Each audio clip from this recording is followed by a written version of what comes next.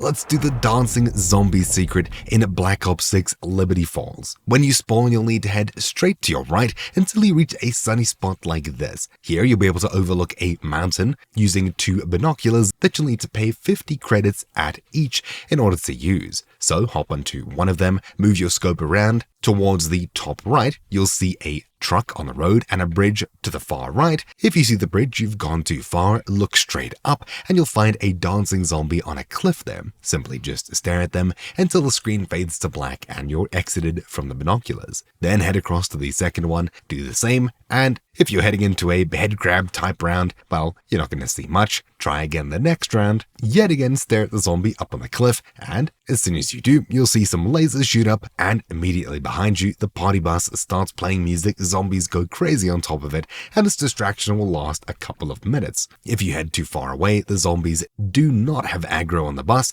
as it's only a small area around it. Anyways, it's a fun little gimmick. Maybe it'll be useful in some rounds more than others, but anyway, that's it for this quick guide. Hopefully you found it useful. Thank you for watching. My name has been TroubleChute, and I'll see you all next time. Ciao.